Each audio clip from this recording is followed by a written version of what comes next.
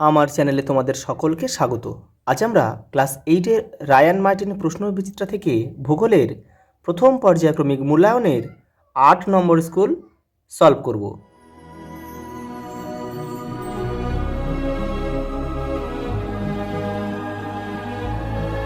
প্রথম প্রশ্ন দেখো, মহাসাগরীয় ভূত্বক গঠিত হয় কোন শিলায়?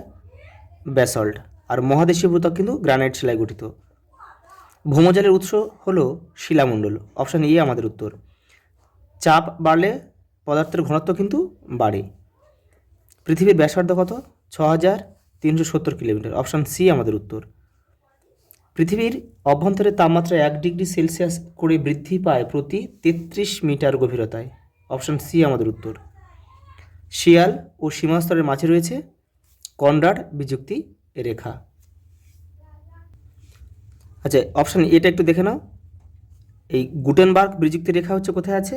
এটা আছে গুরুমণ্ডল ও কেন্দ্রমণ্ডল। তোমরা এটাও একটু করে নেবে। আর মোহ বিযুক্ত রেখা কোথায় রয়েছে? এটা রয়েছে তোমাদের ভূত্বক ও গুরুমণ্ডলের মাঝে। ভূত্বক ও গুরুমণ্ডলের মাঝে রয়েছে। তোমরা এই উত্তর কিন্তু আমাদের সি। তোমরা এ আর বিটা একটু করে রাখবে। দেখো পরেরটা দাও, শূন্যস্থান পূরণ করে। ইসলামাবাদ শব্দের অর্থ কী? শান্তির শহর বা ইসলামের শহর লিখলেও কিন্তু হবে। পরেরটা দেখো, ভারতের ক্ষুদ্রতম প্রতিবেশী দেশের নাম হচ্ছে মালদ্বীপ। পরেরটা দেখো, মায়ানমারের পূর্ব নাম কি? বার্মা। কোন দেশকে ল্যান্ড অফ থান্ডার ড্রাগন বলে? ভুটানকে, কারণ ভুটানে প্রচুর বজ্রপাত হয় বলে। দেখো, কোন কোন নদীর মিলিত প্রবাহ পদ্মা মেঘনা নামে পরিচিত? গঙ্গা ভারত থেকে যখন বাংলাদেশে প্রবেশ করেছে তখন কিন্তু পদ্মা নামে নিয়েছে, এবং ব্রহ্মপুত্র নদী আসাম থেকে যখন বাংলাদেশে প্রবেশ করে তখন যমুনা নাম নিয়েছে। এই পদ্মা আর যমুনার মিলিত প্রবাহ কিন্তু মেঘনা নামে পরিচিত। এখানে দিয়েছে দেখো পদ্মা মেঘনা। তাহলে পদ্মা মেঘনা বলতে গেলে আমাদের লিখতে হবে তাহলে গঙ্গা আর হচ্ছে ব্রহ্মপুত্র।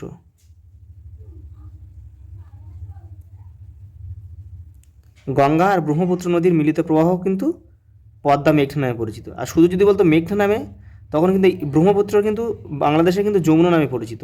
তোমরা এখানে যমুনা লিখলেও কিন্তু হবে। পরের প্রশ্ন দেখো, ক্যারেজ প্রথা কি? তোমাদের বইয়ে দেখো 77 নম্বর পেজে রয়েছে। এই যে এখান থেকে লিখবে, এই তবে জায়গা লিখবে যে পাকিস্তানের পশ্চিমের শুষ্ক অঞ্চলের মাটির নিচে সুড়ঙ্গ কেটে কৃষিক্ষেত্রে জল নিয়ে যাওয়ার প্রথা আছে, যার নাম ক্যারেজ প্রথা। পরেরটা দেখো, শ্রীলঙ্কাকে কেন দারুচিনির দ্বীপ বলা হয়? দেখো 76 নম্বর পেজে রয়েছে উত্তরটা তোমাদের বইয়ের। এখান থেকে লিখবে যে দারুচিনি উৎপাদনে শ্রীলঙ্কা উল্লেখযোগ্য। খুব বেশি দারুচিনি উৎপাদনের জন্য শ্রীলঙ্কাকে অনেকে দারুচিনির দ্বীপ বলে।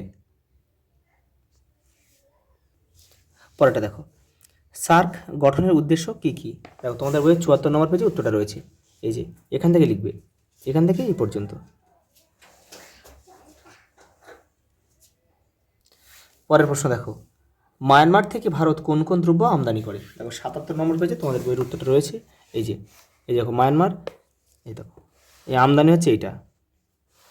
এই যে তাহলে দেখো মায়ানমার থেকে কী কী নিয়ে আসে?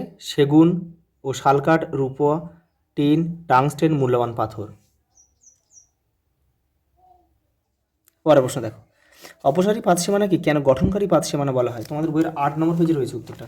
এই যে এখান থেকে তোমরা লিখবে, এখান থেকে এই যে এই পর্যন্ত লিখবে। এরপরে লিখে দেবে এই কারণে অপসারী পাত সীমানাকে গঠনকারী পাত সীমানা বলে। পরেরটা দেখো,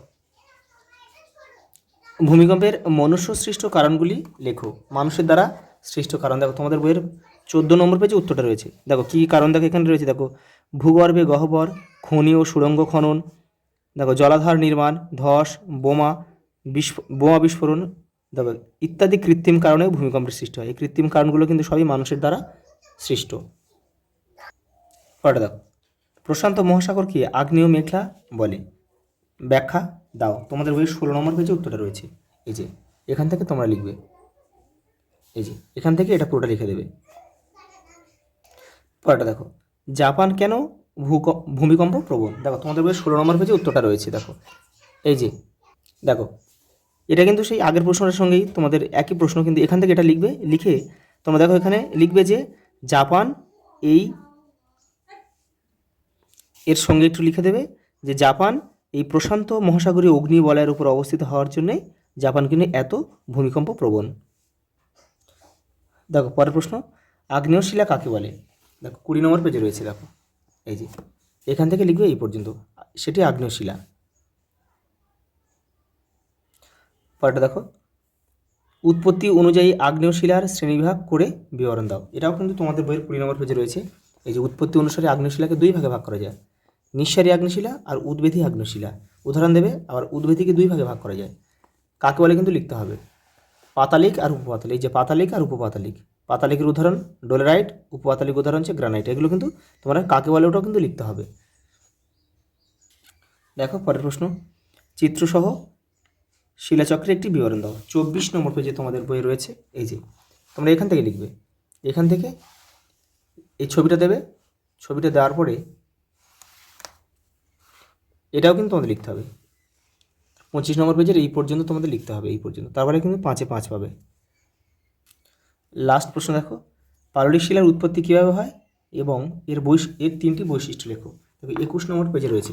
দেখো উৎপত্তি কীভাবে হয়, এই যে পাললিক শিলা রয়েছে, দেখো এই যে পাললিক শিলা, এই দেখো এই উৎপত্তি কীভাবে হয়, এটা এখান থেকে এই পর্যন্ত, মানে পাললিক শিলা কাকে বলে, আর এই বৈশিষ্ট্য রয়েছে এই, এখান থেকে তোমরা করে নেবে। দেখো তোমাদের কিন্তু এই যে 8টা স্কুল ছিল সব কিন্তু কমপ্লিট করে দিলাম, তোমরা এখান থেকে খুব ভালো করে প্র্যাকটিস করো। এখান থেকে কিন্তু প্রচুর প্রশ্ন কিন্তু তোমরা কমন পাবে। আজ এই পর্যন্ত, দেখা হবে পরের ভিডিওতে।